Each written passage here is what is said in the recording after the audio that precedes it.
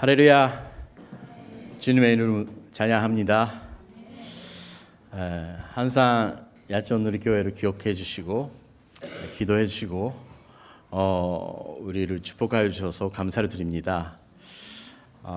오늘부터 2달 동안 마크도 목사님께서 안식월 가지시고 우리 비전교회가 여러분 동경누리교회 함께 섬기겠습니다.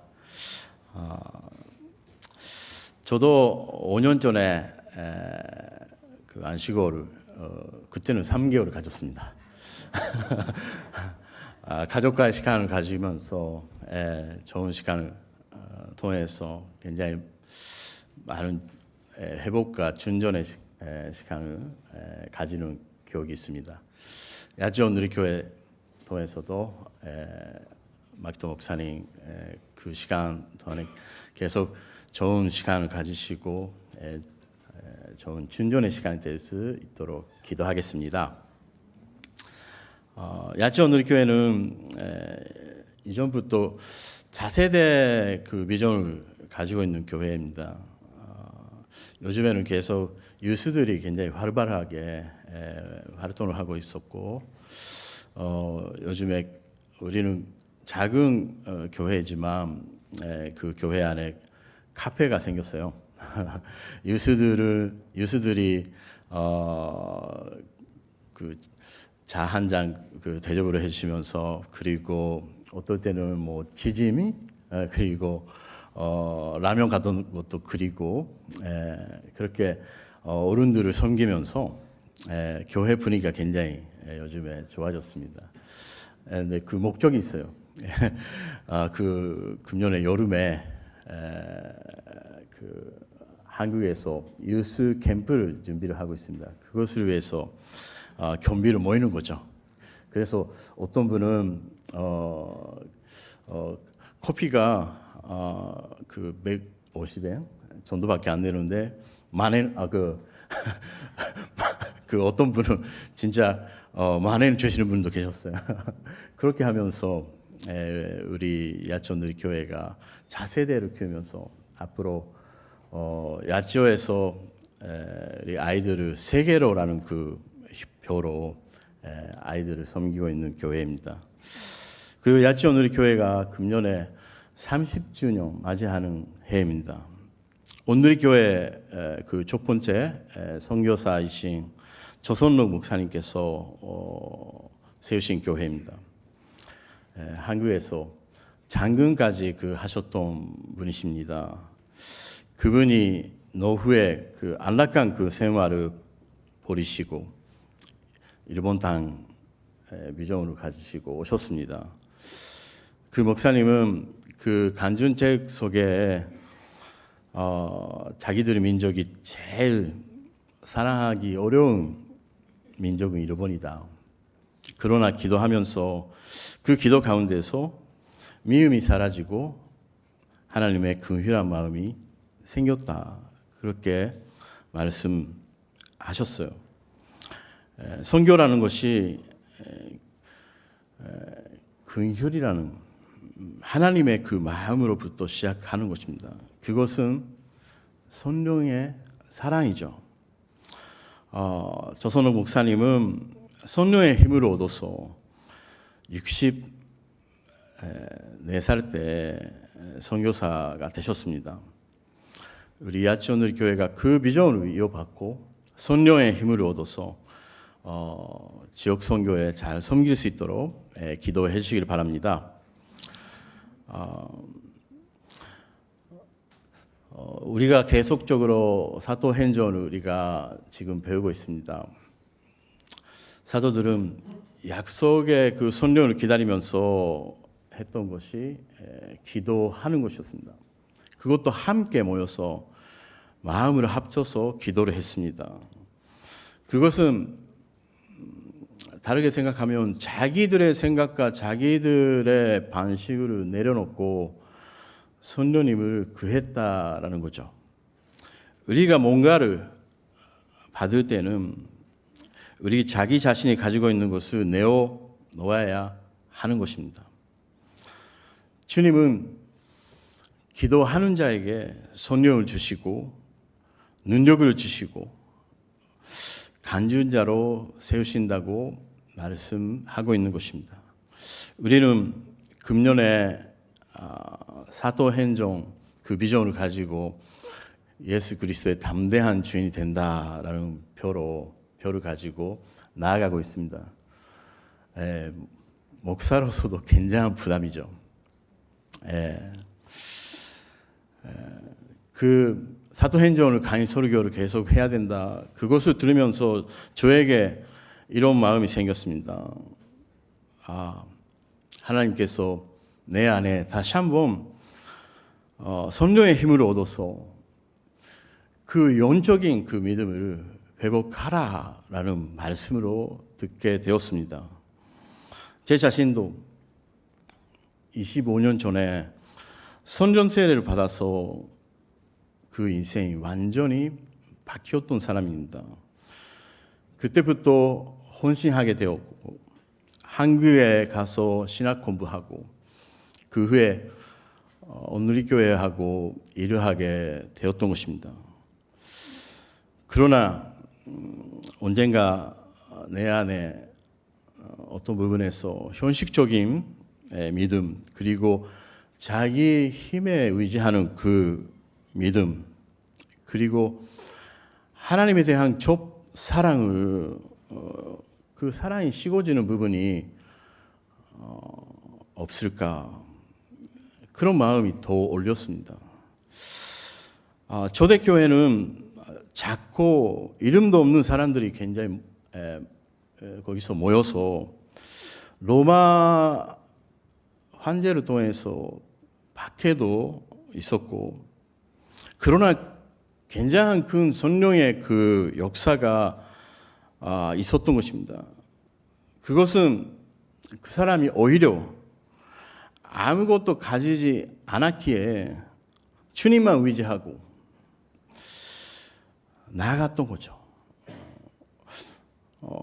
언제나 교회가 힘을 잃게 되는 것은 자기들이 뭔가 힘을 얻었다라는 착각 속에서 현실과 그 조직에 사로잡히게 되었을 때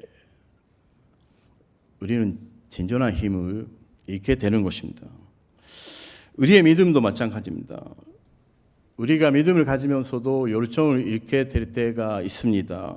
그것은 믿음이 자기 생각과 자기 사고로 그 믿음이 감염적인 그 믿음이 되었을 때, 우리의 믿음이 지적인 믿음이 되었을 때 우리는 성령에 의지하지 않고 믿음의 능력을 잃게 되는 것입니다.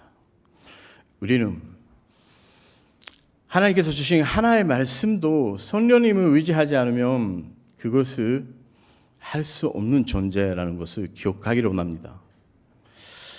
우리의 믿음이 다시 성령님을 통해서 그리스도의 담대한 주인이 되시기를 주 예수 그리스도의 이름으로 축복합니다. 1절부터 4절 우리가 함께 읽도록 하겠습니다. 시작.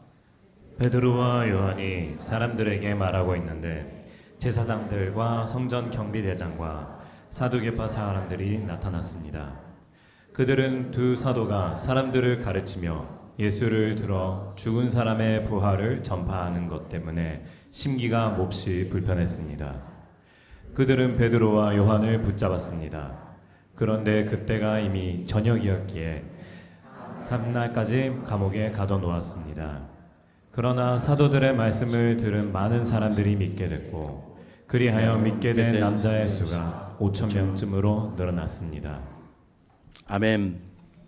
오늘 첫 번째는 성령을 받은 사람이 부활의 주인이 된다라는 것입니다. 이때 제사장들이 그리고 사도계인들 부활을 믿지 않는 사람들이었습니다. 그 사람들 개념 속에는 부활이 없었던 거죠. 그래서 사도들이 계속적으로 부활에 대한 그 이야기를 하는 것을 막으려고 했던 것입니다. 그러나 사도들은 박해가 심하게 있으면서도 불구하고 그 사람들을 질릴 정도로 계속해서 말씀을 전했다라고 적혀 있습니다. 우리들도 더 말하지 않을 수 없는 정도, 우리가 사람이 들으면서 질릴 정도로 계속해서 말씀을 전할 때가, 복음을 전할 때가 있었습니까? 저는 세례를 받고, 저는 선령 세례를 받고 3개월 내내 계속적으로 저의 아내에게 복음을 전했던 적이 있습니다. 입으로 열으면 뭐 전화를 해도 뭐 만날 때도 뭐 계속적으로 복음만 계속 말하니까 그 사람이 이상하게 되었다, 그렇게 생각을 했다고 합니다. 그러나 그 후에 저의 그 변화를 보면서 우리 아내가 3개월 만에 예수님을 믿게 되었습니다. 할렐루야. 그럼 거꾸로 말하면 굉장히 그전에는 제가 나쁜 사람이었다는 거죠. 주인이라는 것은 보고 듣고 제모하는 것을 말하는 사람입니다. 왜 그렇게 되는 것입니까? 그것은 자기의 인생이 완전히 새로워지는 그 부활의 실체를 경험하기 때문입니다. 제자들은 예수 그리스도의 부활을 보았지만 그것으로 끝나는 것이 아니라 성령님을 통해서 십자가가 자기의 체험이 되었던 것입니다. 예수 그리스도를 3번이나 부인했던 그 베드로, 이번 주에 지난주에 그 생명의 삶 안에 있었죠. 무슨 일이 있어도 주님 당신을 모른다고 하지 않을 것입니다, 그렇게까지 담대하게 선포를 했던 사람이었죠. 그러나 결국에는 3번이나 예수 그리스도를 부인하게 되었던 거죠. 그러나 그런 베드로가 십자가 앞에서 결국에는 자기 육적인 그 믿음으로 아무것도 할 수 없다라는 것을 경험을 했던 것입니다. 그 육적인 그 믿음이 완전히 무너졌던 그 사건이 있었던 거죠. 그러나 그 베드로가 선련을 받으면서 완전히 바뀌게 되었습니다. 그리고 오늘 그렇게 고백합니다. 2장 36절 우리가 함께 읽도록 하겠습니다. 그러므로 이스라엘 모든 집은 확실하게 알아두십시오. 여러분들이 십자가에 못 박은 이 예수를 하나님께서 주와 그리스도가 되게 하셨습니다. 아멘. 베드로가 핵심을 가지고, 확신을 가지고 말했던 것은 이스라엘의 모두가 예수 그리스도 십자가에 못 박았다.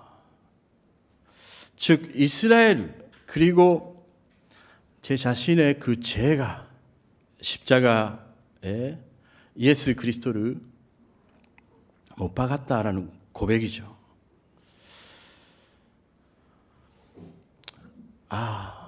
내가 완전히 죄 속에 죽어 있었다라는 고백입니다. 그러나 예수 그리스도의 그 십자가를 통해서 구원을 받았다. 그때 예수 그리스도의 십자가가 자기의 십자가가 되었던 것입니다. 그리고 예수 그리스도의 그 부활이 자기의 부활이 되었던 것입니다. 여러분, 성령님은 우리에게 제일 첫 번째 하시는 것은 무엇입니까? 그것은 우리 안에 죄를 제시하는 거죠. 알려주시는 거죠. 그리고 나의 죄가 예수 그리스도를 십자가에 못 박았다. 성령님은 예수 그리스도의 그 십자가의 사건을 나의 그 사건으로 해시는 거죠. 그리고 그때 진정한 회개가 이루어지는 것입니다. 그때부터 자기가 죽고 예수 그리스도가 사는 믿음이 시작하는 것입니다. 즉 선전 세례라는 것은 회개 세례라고 말할 수도 있는 것입니다. 저는 그 회개 기도 가운데서 선전 임했어요. 제가 완전히 세상 가운데 살고 있을 때 세상적인 그 사고로 제가 가득 차 있을 때 굉장히 타락하고 살아가고 있을 때 저의 그 어머니께서 그 사이타마에 있는 그 이모 교회 데려다 주셨어요. 8년 만에 예배 잠석을 하면서 지금도 신기하지만 예배 후에 감당 앞에 나아가서 기도하는 시간이 있었는데 8년 만에 예배에 왔으니까 다시 오지 않을 때니까 기념적으로 사실은 기도하러 그런 생각이었어요. 그러나 그때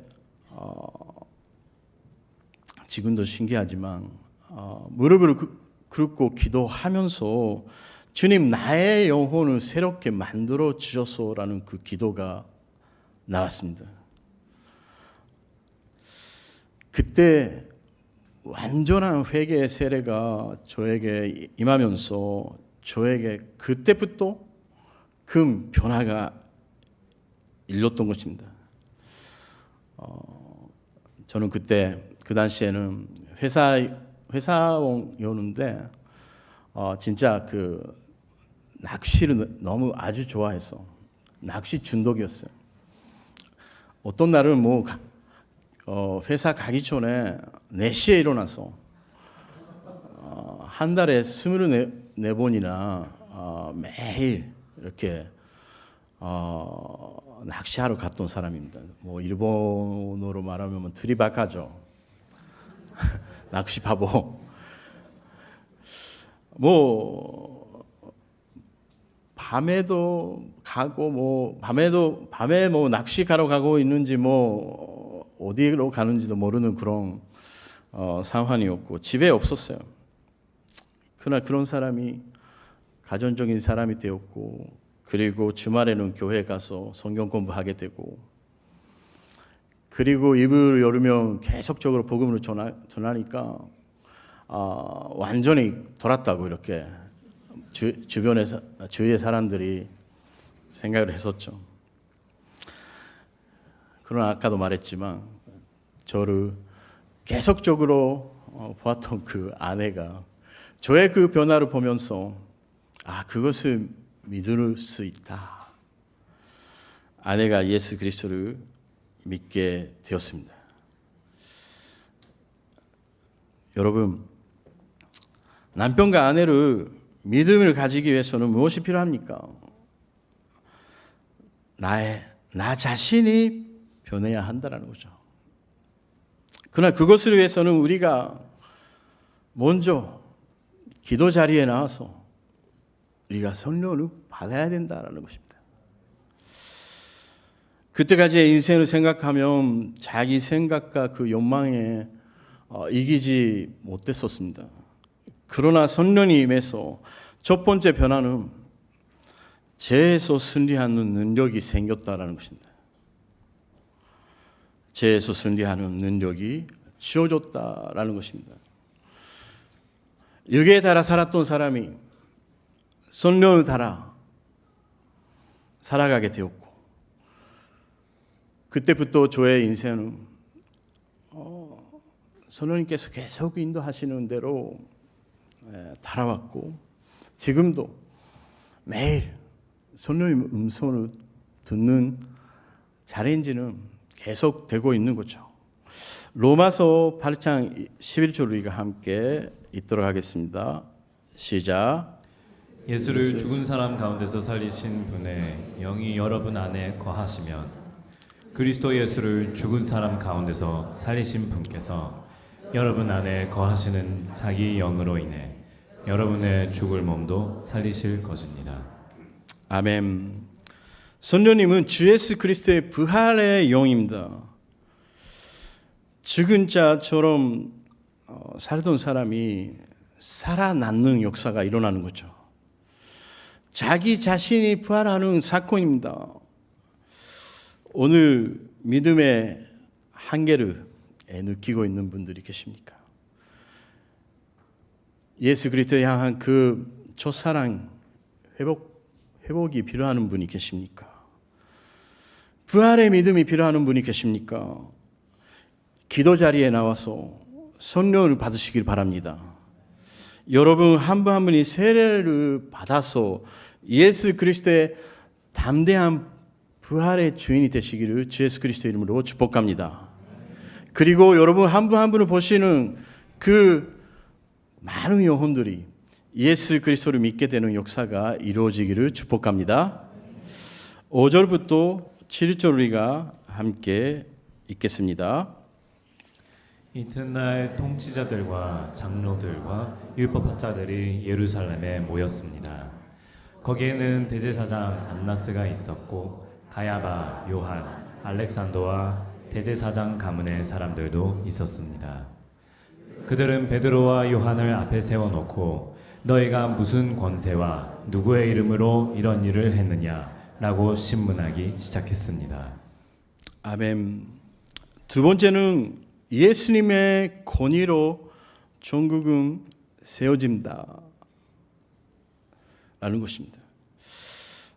종교 지도자들은 무슨 권위로 누구 이름으로 나면서부터 걷지 못했던 그 사람이 나았냐 치유를 받았냐 그렇게 질문했던 거죠.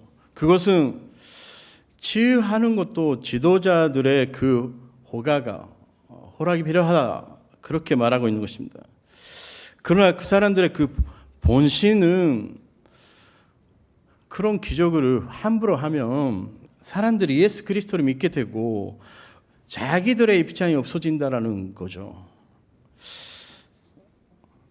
거꾸로 생각하면 자기들이야말로 권위가 있는 존재다. 굉장히 교만한 그 사고죠. 그것은 그 사람들은 자기들보다도 위에 있는 그 권세, 하나님의 권세를 잊어버리고 있었던 거죠. 교회 건축을 하면서 그 좋은 비전을 가지면서도 분열이 일어날 때가 있습니다. 예배당 조금 더 크게 하자. 그리고 다가반이 필요하다. 그리고 자세대로 생각하면서 설교를 하자. 뭐 여러 가지 생각이 나오죠. 예산이 제일 첫 번째 생각을 해야 된다. 건물을 세우는 것이 목적이 되면서 교회의 머리 대신 그 예수 그리스도의 신체인 그 교회를 세우는 것, 믿음의 선전을 세우는 것을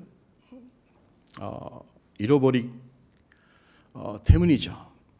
교회는 목회자와 리더 그리고 성도가 세우는 것이 아니고 예수 그리스도의 권세가 세워질 때 주님의 그 교회가 세워지는 것입니다. 마지막으로 8절부터 12절 우리가 함께 읽도록 하겠습니다. 시작.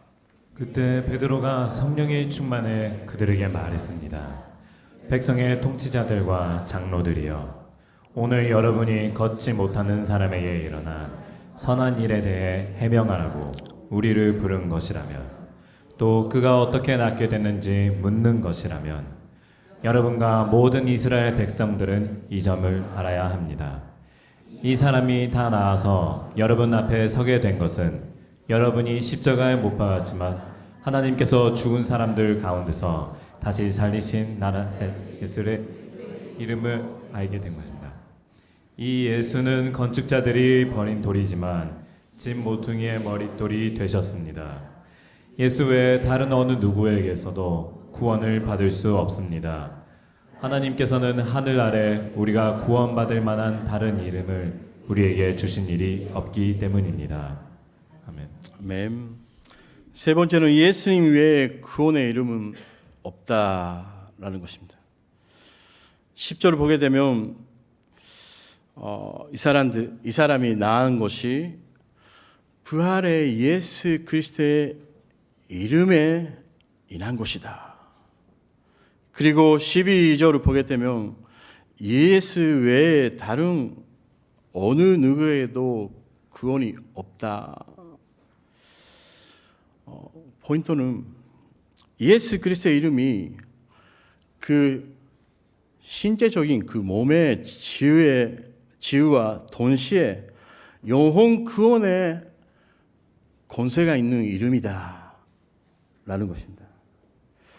걷지 못했던 그 사람에게 베드로가 선언합니다.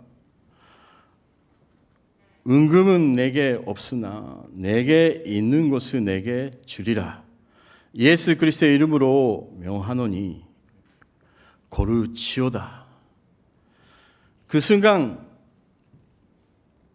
날 때부터 걷지 못했던 그 사람이 걷기 시작하고 뛰었던 거죠. 점핑을 했습니다. 그때 그리고 하나님을 찬양을 했던 것입니다. 한 번도 걷지 못했던 사람이 그 걷게 되니까 물론 기쁨으로 바짝 뛰었던 거죠. 그러나 그 사람이 동시에 하나님을 찬양하게 되었던 그 이유가 어디에 있었던 것입니까? 그 당시 날 때부터 걷지 못했던 사람이라는 것은 자기의 죄나 부모의 죄로 인해서 저주를 받는 사람으로서 사람들이 믿었던 그런 시대였습니다. 그 사람을 가장 괴롭히게 했던 것은 걷지 못했던 그런 불편함과 그리고 비참한 그 마음도 있었지만 무엇보다도 그 사람을 괴롭히게 했던 것은 죄인 취급을 당하며 하나님의 저주를 받는 사람이라는 그 언급이 되었던 거죠. 그것을 통해서 사람들이 다 멀리 했다는 것입니다. 고독과 그 수치 속에서 계속 살았던 사람이었다라는 거예요. 그래서 그분에게는 이번에 그 기적은 신체적인 그 치유와 그 동시에 죄에서의 구원, 저주에서의 해방을 의미했던 것입니다. 그 사람의 인생이 완전히 새롭게 되었던 거죠. 사랑하는 여러분, 왜 예수 그리스도의 이름만이 구원의 이름이라고 우리가 담대히 말할 수 있습니까? 그것은 우리 안에 있는 죄에서 완전히 해방을 시키시는, 그리고 새로운 새 생명을 주시는, 그리고 새로운 인생을 우리에게 주시면서 그 사람의 존재의 가치를 회복시키는 이름이기 때문에, 정인격적인 그 회복을 주시는 이름이기 때문에, 그 이름은 어떤 다른 종교 안에서도 어떤 개념 속에서도 없습니다. 여러분, 인류를 제일 괴롭히게 하는 것이 사실은 병이 아닙니다. 그것은 죄에서 오는 죄책감과 수치죠. 죄책감이라는 것은 죄에서 오는 의식, 죄의식이죠. 수치라는 것은 자기 존재 가치를 부정하는 것입니다. 그래서 우리가 아이를 키우면서 말하면 안 되는 말이 있죠. 이 행동에 대해서 이 행동이 그 잘못이다. 그거는 우리는 말해도 되지만 그러나 당신은 안 되는 사람이야. 남의나 고뇌이죠. 그거 존재를 부정하는 것은 절대 하지 말아야 됩니다. 아담과 하와는 이전에는 버섯으나 부끄러워하지 않았습니다. 자기가 부끄러운 존재라고 생각을 안 했던 거죠. 그러나 죄를 지면서 자기가 부끄러운 사람이 되었고 결합이 있는 존재라고 생각을 했던 것입니다. 그 죄로 인해서 사람이 싸우게 되고 그리고 벽을 사고 고독한 존재가 되었다라는 거죠. 우리는 사람 가운데 있으면서도 고독을 느낄 때가 있지 않습니까? 그 고독의 문제가 어디서 오는 것입니까? 신학자이신 그 헨리 나웨는 고독이 인간의 성곤의 욕구로부터 온다고 말하고 있습니다. 그것은 항상 어디에 있으면서도 사람과의 비교가 되고 항상 자기의 부족함을 느끼면서 그리고 자기를 받아들이지 못하는 자기 분열 안에 있다라고 말하는 것입니다. 그러면서 다른 사람들을 받아들이지 못하는 거죠. 그래서 스스로가 외롭게 되고 고독하게 되는 거예요. 자기 자신이 인정하지 못하는 영혼의 고독.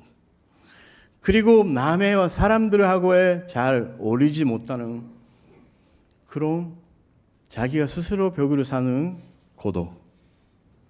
그것은 죄에서 오는 수치와 우리 안에 무너지는 아이덴티티 크라이시스에 있는 거죠.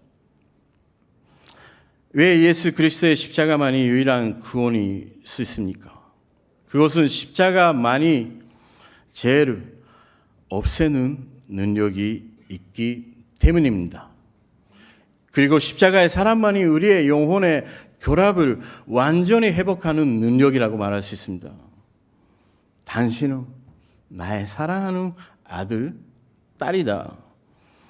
나의 합당한 자, 나의 마음에 합당한 자다. 하나님은 우리에게 그렇게 말씀하시는 거죠. 당신은 완벽하게 되었다. 그리고 우리와 함께 계시는 성령님은 우리에게 무조건적인 그 사랑을 가지고 우리를 매일 사랑하고 계신다라는 거죠. 그 사랑을 부어 주신다라는 것입니다. 마지막으로 로마서 5장 5절을 우리가 함께 읽겠습니다.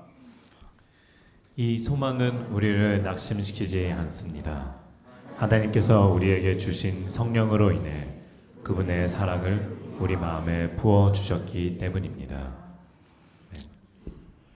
우리에게 주신 성령으로 인해 그분의 사랑을 우리 마음에 부어 주셨기 때문입니다. 그것으로 인해서 우리는 완벽하게 되었고 우리가 온전한 존재가 되었고 우리는 이미 우리 존재만으로도 예수 그리스도의 부활의 주인입니다. 옆 사람에게 말씀하십시오. 당신은 예수 그리스도의 온전한 부활의 주인입니다.